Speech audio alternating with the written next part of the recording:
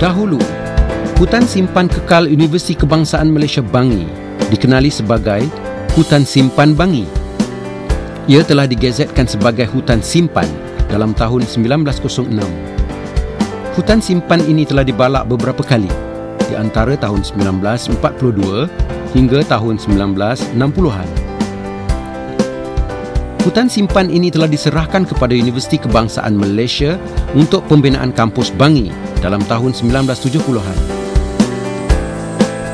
Beberapa penyelidikan telah dijalankan oleh penyelidik di hutan simpan ini bagi mendapatkan data-data berkaitan hutan berkenaan. Kali terakhir penyelidikan dilakukan ialah dalam tahun 1991.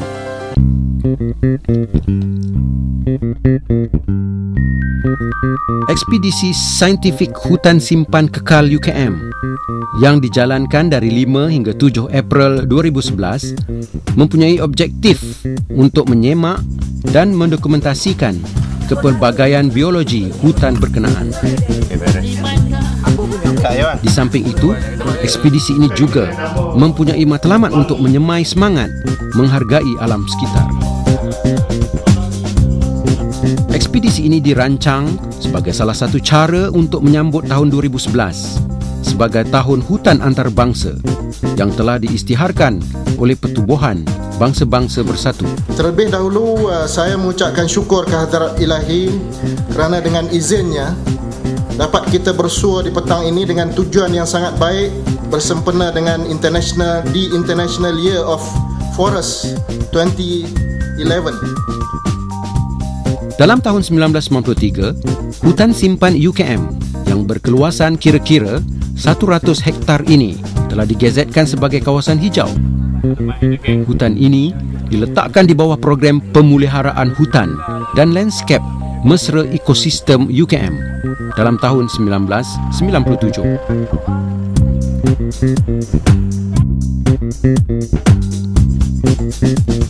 Dalam ekspedisi ini, terdapat 5 laluan yang telah diwujudkan bagi penyelidik untuk mencari dan mengambil sampel mengikut bidang kajian masing-masing.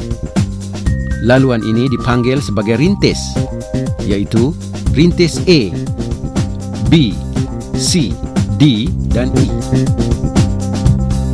Rintis A bermula daripada pintu masuk Jalan Bangi hingga ke Fakulti Undang-Undang yang mempunyai laluan sepanjang 1.15 km.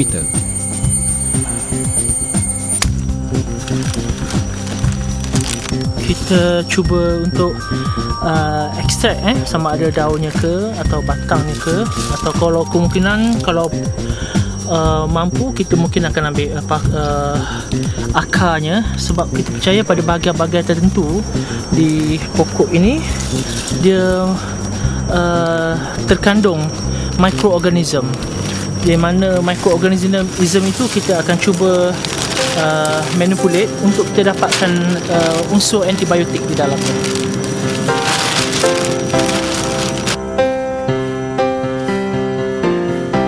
Di laluan ini terdapat pelbagai saiz pokok-pokok. Tumbuh-tumbuhan yang wujud di sini kebanyakannya rotan, paku pakis dan kulat. Oh, very bitter. Yes. So let's keep this as specimen. Rusula sp. Yes. For the Bangi list. So this is the gill fungus. Yes. Yeah.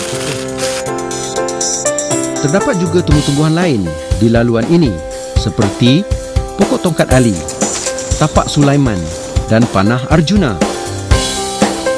Rintis B pula mempunyai jarak 1.29 km. Tumbuh-tumbuhan rendah yang tumbuh di sini ialah pelbagai paku pakis dan kulat. Rintis ini tamat di puncak Bukit Rupa yang mempunyai ketinggian 105 meter, iaitu puncak yang tertinggi di hutan simpan berkenaan. Rintis D pula bermula dari hutan pendidikan alam dan berakhir di Taman Paku Pakis UKM, mempunyai panjang laluan 2.79 km. Rintis ini kurang mengalami gangguan dan masih terdapat tumbuh-tumbuhan termasuk kacip Fatimah, paku pakis dan pelbagai spesies kulat.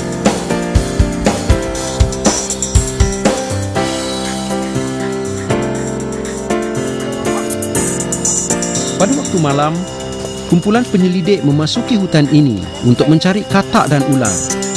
Selain daripada katak, kalau boleh nak cari cicak, ular, agamid dan biawak. Terdapat juga beberapa spesies serangga yang keluar pada waktu malam.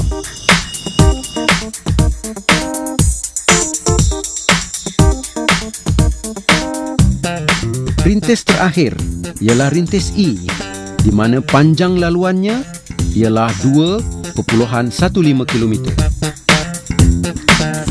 Laluan rintis ini bermula dari hutan pendidikan alam hingga ke kampung bahagia di Bangi.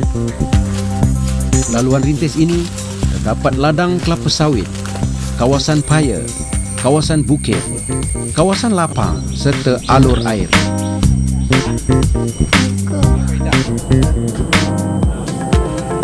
Terdapat pelbagai tumbuh-tumbuhan di laluan ini seperti tongkat ali, spesies kulat dan paku pakis.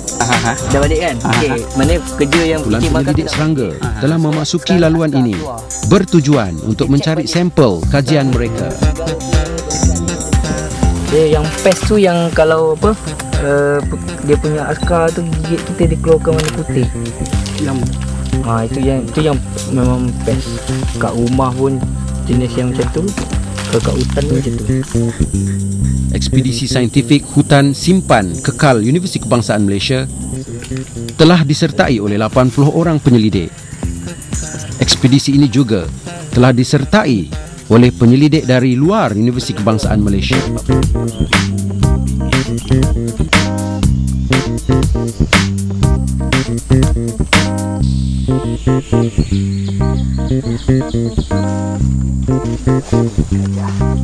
Dalam ekspedisi kali ini, penemuan baru spesies kulat dan spesies burung telah dilakukan oleh penyelidik ketika ekspedisi.